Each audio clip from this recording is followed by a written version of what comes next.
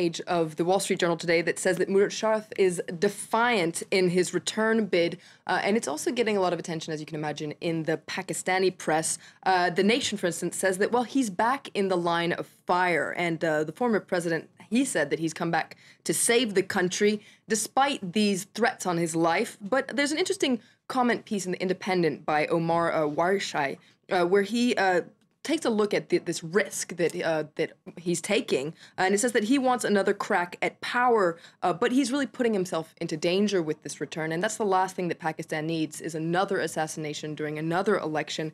Is this dictator's vanity worth the risk of yet another assassination? That's the question that The Independent asks, and points out that, well, he ruled the country for 9 years, and it wasn't particularly a memorable period for a lot of people who were still in Pakistan.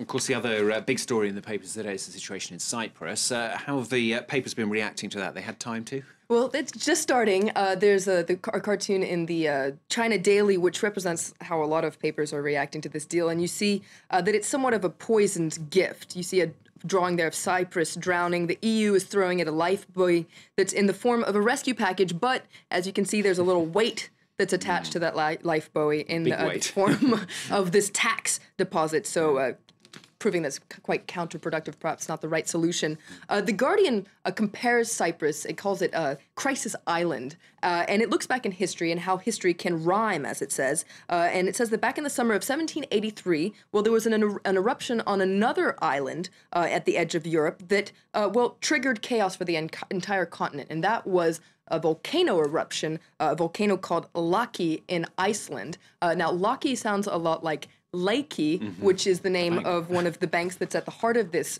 crisis. And the Guardian says that, well, just like in 1783, well, once again, a disaster on a tiny island is, well, it has the whole world transfixed. And it says that this might be a tiny island, but its ripple effects from this crisis, well, we're going to hear a lot about them in the next years to come.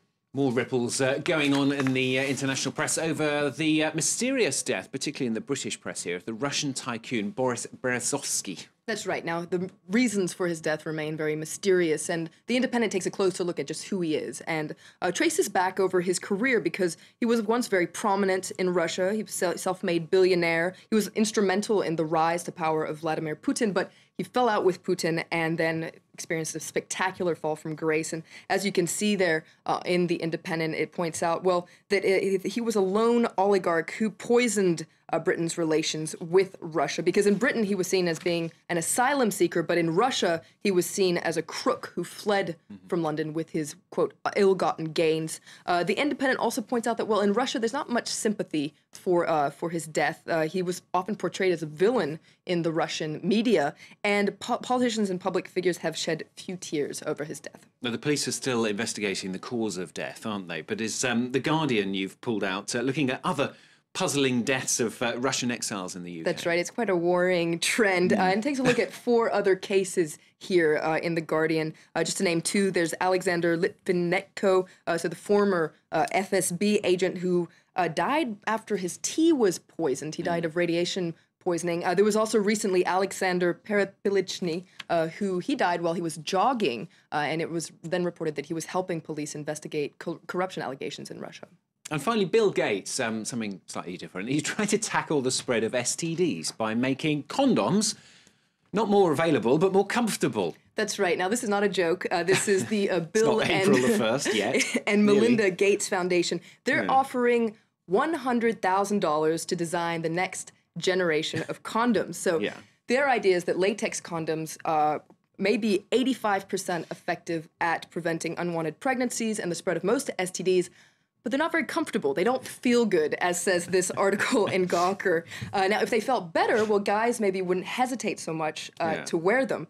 And don't worry, ladies, because the Gates also want to revolutionize the female condom, which is seen as being expensive and complicated to use. So if you feel inspired, go to grandchallenges.org, and the whole wide world will thank you a lot.